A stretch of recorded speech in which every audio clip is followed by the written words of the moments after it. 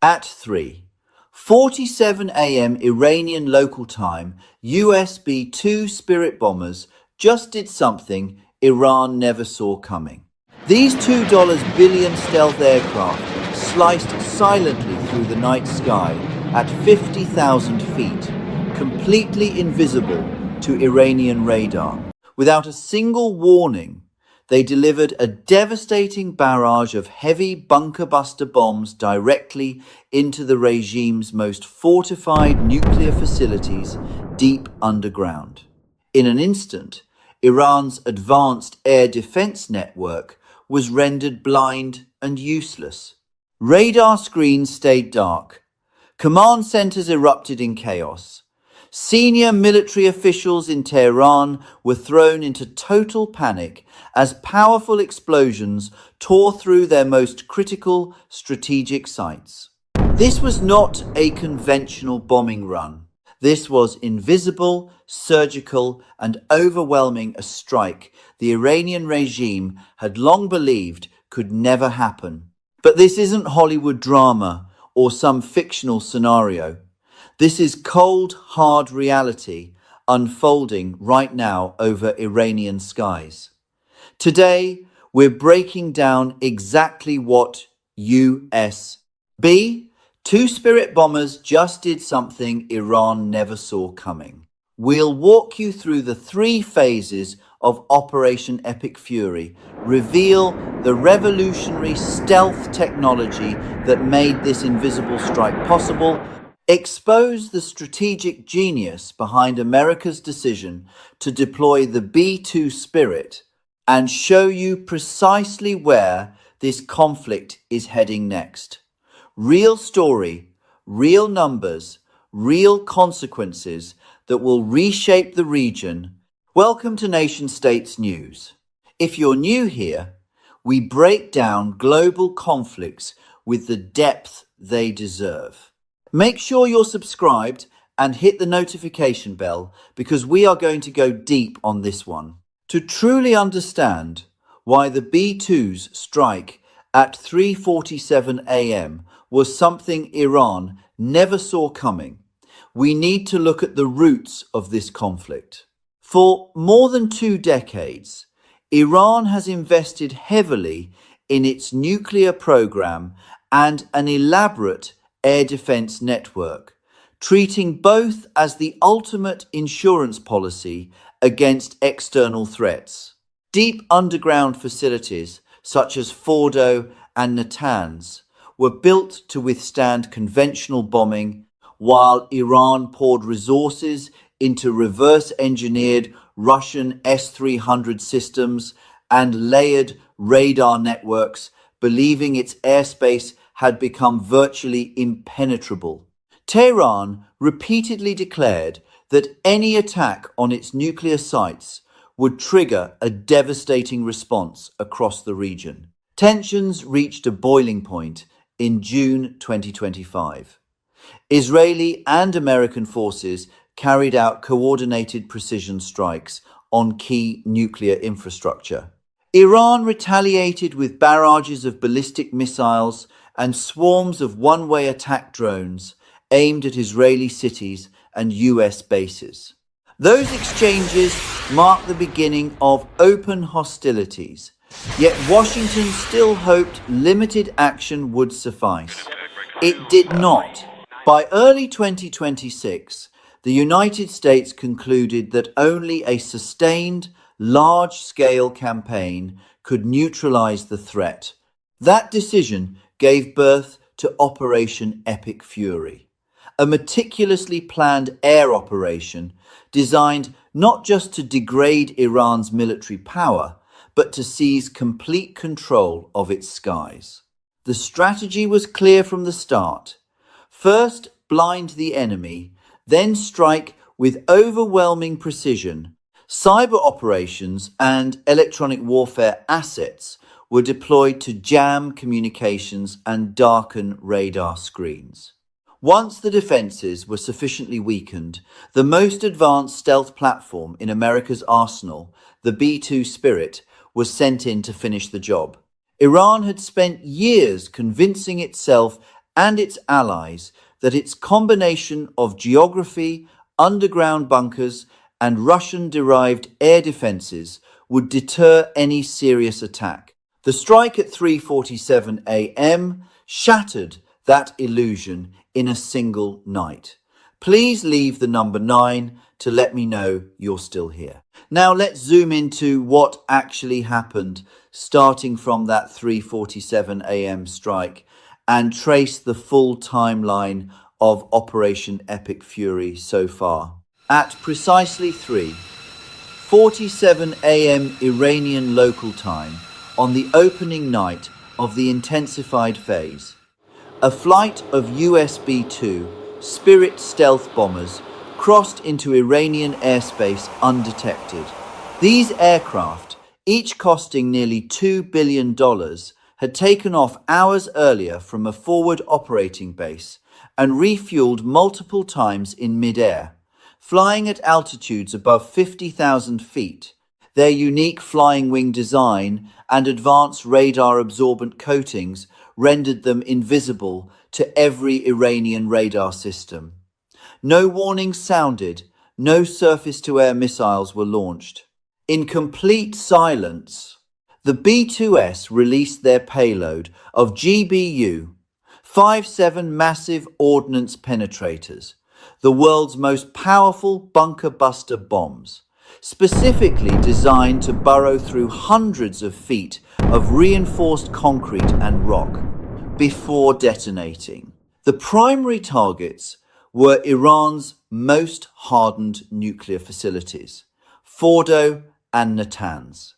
These sites, buried deep underground, had long been considered untouchable.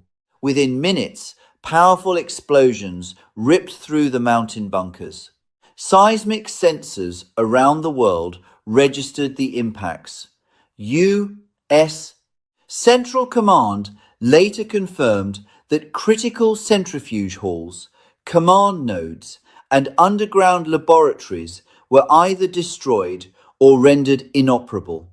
That single coordinated B-2 strike marked the dramatic opening of Phase 1, the surgery phase. But the operation did not stop there. Over the next 12 hours, American and Israeli aircraft combined to launch more than 1,000 precision strikes across the country.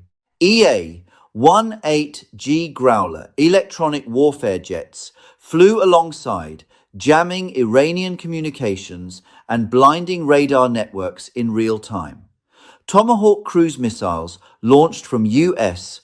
Navy ships in the Arabian Sea struck coastal air defense sites and naval bases. By the end of the first 24 hours, according to Pentagon briefings, U.S. and Allied forces had hit over 1,200 separate targets. Iran's Islamic Revolutionary Guard Corps bore the heaviest losses. Intelligence estimates reported more than 1,000 IRGC personnel killed in the opening wave alone, including several senior commanders responsible for air defense. Key command and control centers in Tehran and western Iran were severely damaged. Integrated air defense systems that Iran had spent decades building were shattered. Naval assets in the Persian Gulf, including missile boats and submarines, were either sunk or forced to remain in port. By the 4-8-hour mark, the damage assessment became even clearer. Iran's ballistic missile launch rate had already dropped dramatically. Communication between missile units and Central Command was fragmented. Production facilities for both missiles and drones were hit in follow-up strikes. According to data shared with CNN and verified by US Central Command, Iran's theater ballistic missile launches fell by 86% compared to the first day of fighting, while one-way attack drone launches decreased by 73% within the initial 72 hours. As Phase 1 transitioned into the early stages of Phase 2, B-1 Lancer bombers joined the operation, adding supersonic speed and heavy conventional payloads to the mix. The United States deliberately held its B-52 Stratofortress fleet in reserve, waiting for the moment when Iranian air defenses were sufficiently degraded. That moment arrived faster than many analysts expected. Within 72 hours, over 1,600 targets had been struck across Iran, covering air defenses, missile site, naval infrastructure, and command nodes. The timeline reveals a methodical, layered assault. First came the invisible stealth strike by the B-2S at 3:47 a.m. Then the electronic warfare blackout. Then the overwhelming wave of precision munitions. Iran, which had boasted for years about its impenetrable defenses, found itself deaf, blind, and reeling. The regime's response was frantic. Air defense assets were hastily repositioned from eastern to western provinces, leaving vast corridors of airspace exposed. Mobile missile launchers that survived the first wave were forced to remain hidden, unable to coordinate large-scale salvos. This is not speculation. These are the documented events of the first 5 days of Operation Epic Fury. The B-2 Spirit bombers did not just participate, they delivered the opening blow that Iran never saw coming, setting the stage for everything that followed. But why the B-2 Spirit specifically? This is where the real brilliance and the shock to Iran comes in. The B-2 Spirit is not just another bomber. It is the most advanced and expensive aircraft ever built for combat, with each plane carrying a price tag of nearly $2 billion. Developed in the late 1980s and first flown in 1989, the B-2 remains the only operational stealth bomber in the world capable of penetrating the most sophisticated air defense networks without detection. Its unique flying wing design, combined with radar-absorbent materials and advanced electronic countermeasures, gives it an effective radar cross-section smaller than that of a small bird. At 50,000 feet and above, the B-2 becomes virtually invisible to even the most modern radar systems. In the strike at 3:47 a.m., this technological edge was on full display. Iranian radar operators saw nothing until the explosions began. The B-2S did not need to fly low or use electronic jamming themselves. Their stealth was so complete that they operated with total impunity.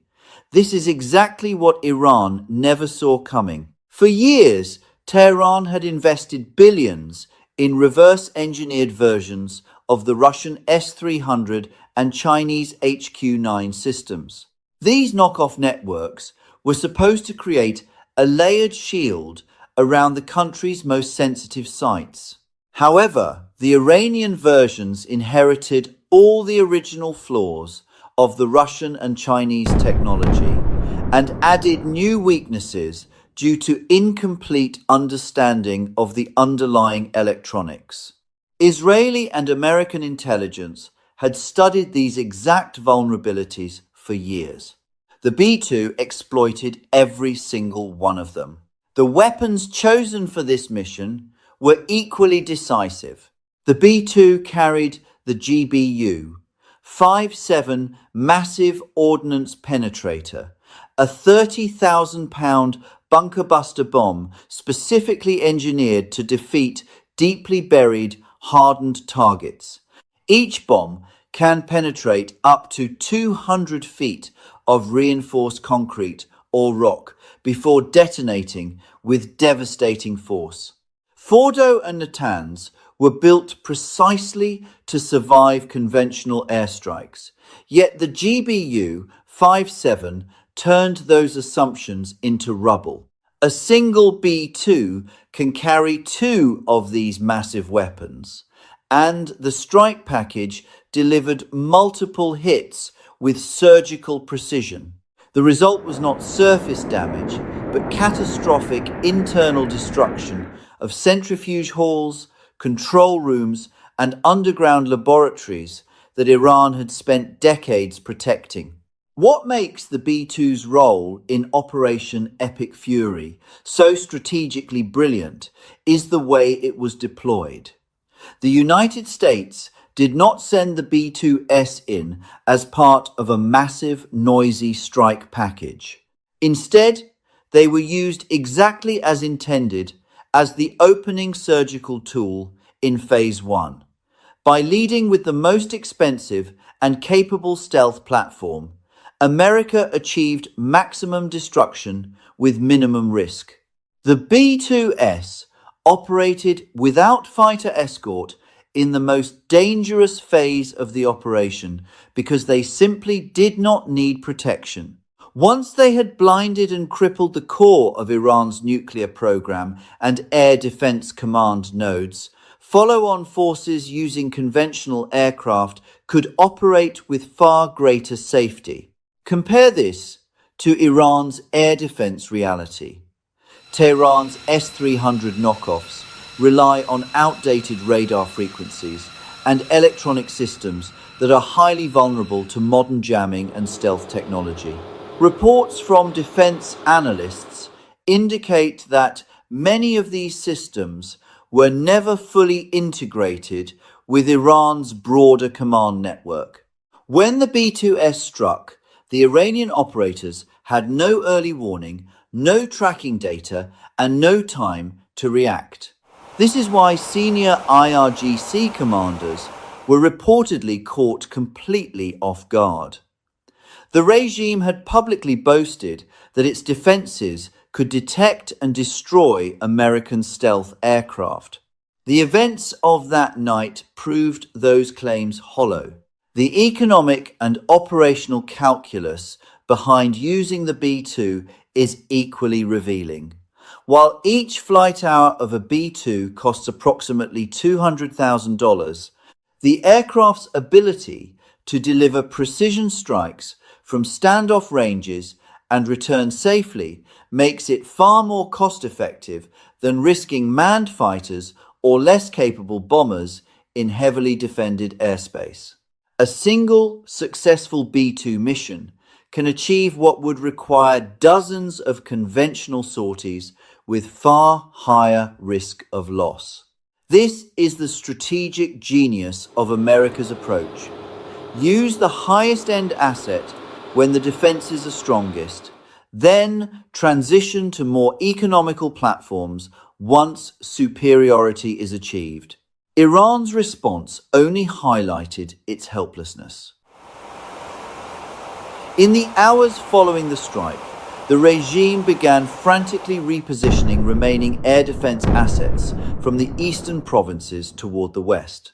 This desperate reshuffling left huge corridors of airspace, completely exposed corridors that American forces quickly exploited with follow-on strikes.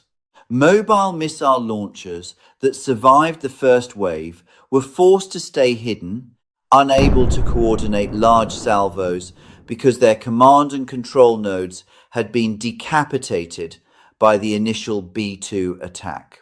In essence, the B-2 Spirit did not just drop bombs.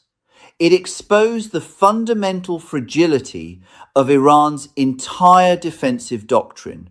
For decades, Tehran had bet its security on geography, underground facilities, and imported air defense technology. The strike at 3:47 a.m. demonstrated that those bets had failed. The B-2 represented something Iran had never truly prepared for: an invisible, unstoppable, precision instrument operating at the very edge of modern military technology. This success also set the conditions for the next phase of the campaign. With Iran's most critical air defenses shattered and its nuclear infrastructure severely damaged, the United States could now safely introduce non-stealth platforms such as the B-1 Lancer and, eventually, the B-52 Stratofortress for sustained, high-volume bombardment. The transition from invisible surgery to overwhelming sledgehammer was only possible because the B-2 had done its job so effectively in those opening critical hours. The B-2 Spirit's performance over Iran was not merely a tactical victory. It was a demonstration of technological and doctrinal superiority that has reshaped the battlefield in real time. Iran never saw it coming, and by the time it realized what had happened, the damage was already done. This isn't just a military strike. The ripple effects are enormous. The B-2 Spirit operation at 3:47 a.m. has fundamentally altered the balance of power in the Middle East and sent a clear message far beyond Iran's borders. Strategically, the United States has proven it can achieve air superiority over a defended adversary without losing a single aircraft or pilot. By using the B-2 as the tip of the spear, America demonstrated that even the most heavily fortified targets can be destroyed with surgical precision and zero warning. Iran's nuclear program, which Tehran viewed as its ultimate strategic deterrent, has been dealt a severe, possibly irreversible blow. The regime's ability to threaten the region with ballistic missiles and nuclear breakout capability has been dramatically reduced in a matter of days. Economically, the decision to lead with the B-2 carries a high upfront cost. Each aircraft is worth nearly $2 billion, and each flight hour exceeds $200,000. Yet the long-term savings are significant. By neutralizing Iran's most dangerous air defenses early, the US can now shift to cheaper, non-stealth platforms such as B-1 Lancers and B-52S for the sustained sledgehammer phase. This methodical progression from expensive precision to high-volume bombardment allows Washington to maintain pressure for weeks or even months without breaking the defense budget. In contrast, Iran is now forced to spend scarce resources desperately repositioning surviving air defense systems while its economy continues to suffer under sanctions and the direct cost of destroyed infrastructure. Geopolitically, the strike represents a major blow to Russia and China's broader strategy. Iran was a cornerstone of what Moscow calls the axis of resistance. Iranian drones have been critical to Russia's war effort in Ukraine, and Tehran served as a key partner in challenging Western dominance in the Middle East. With Iran's military infrastructure crumbling and its nuclear ambitions under direct assault, Vladimir Putin has lost a vital proxy and a symbolic partner in his vision of a multipolar world. Beijing, which has quietly supported Iran as a counterweight to US influence, is now watching one of its strategic partners being systematically dismantled in real time. Regionally, the consequences are equally profound. Saudi Arabia, the UAE, and Israel now see a dramatically weakened Iran, a development that could accelerate normalization efforts and reshape alliances across the Gulf. At the same time, the operation sends an unmistakable warning to other potential adversaries. If the United States is willing to deploy its most advanced stealth bombers against Iran, no regime can assume it is safe from similar precision strikes. In short, the B-2 Spirit did far more than destroy bunkers. It exposed the fragility of Iran's defensive doctrine, weakened a key node in the Russia-China axis, and signaled to the entire international community that America retains both the capability and the will to act decisively when its interests are threatened. The ripple effects of that single night at 3:47 a.m. will continue to reshape alliances, deterrence calculations, and regional power structures for years to come. So where does this conflict go from here? With the B-2 Spirit having delivered its invisible opening blow at 3:47 a.m., Operation Epic Fury is now entering a decisive new stage. In the short term, the United States is shifting rapidly from precision surgical strikes to high-tempo dynamic targeting.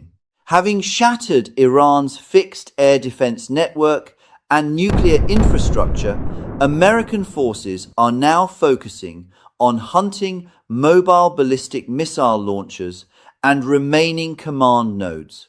B-52 Stratofortress bombers are expected to take over the bulk of sustained operations, providing the persistent loiter time and massive payload needed to keep constant pressure on any Iranian assets that attempt to move or regroup.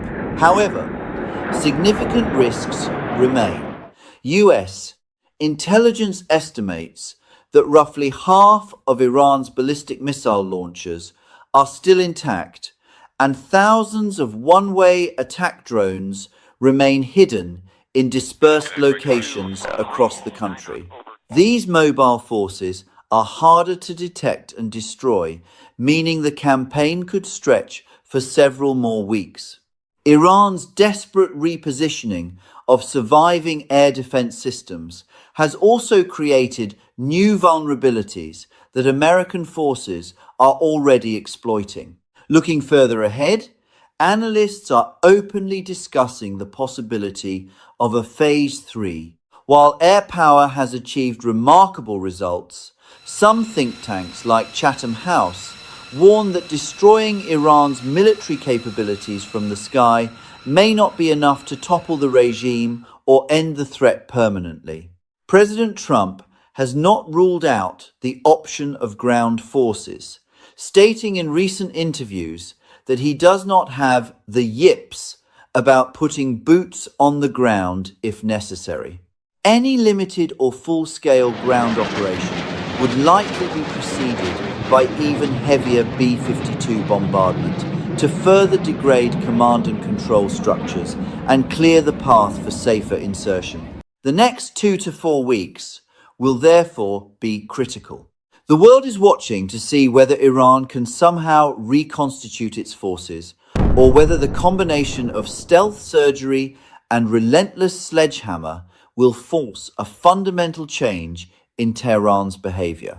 One thing is certain: the rules of this conflict have been rewritten by those B-2 bombers on that single night at 3:47 a.m. The B-2 Spirit bombers, striking at 3:47 a.m. Iranian time, just did something Iran never saw coming. In one invisible surgical night, they exposed the fragility of Tehran's entire defensive doctrine and changed the course of Operation Epic Fury forever. What began as stealth surgery has now opened the door to the relentless sledgehammer phase, and the message is unmistakable. America is not in a hurry, is not going home, and is not running out of options. From the complete paralysis of Iran's nuclear infrastructure to the systematic dismantling of its air defenses and command networks, this campaign has rewritten the rules of modern conflict. The ripple effects will be felt for years, weakening Russia's axis of resistance, reshaping alliances across the Middle East, and sending a clear warning to any regime that believes it can defy American power with impunity. If you want more in-depth analysis, like this breaking down global conflicts with the depth they deserve, make sure you're subscribed to Nation States News and hit the notification bell right now. We are just getting started on this story. Drop your thoughts in the comments below. Do you believe Phase 3 will bring American boots on the ground, or will air power alone be enough? Which development are you watching most closely? Thanks for watching. This has been Nation States News. We'll see you in the next brief.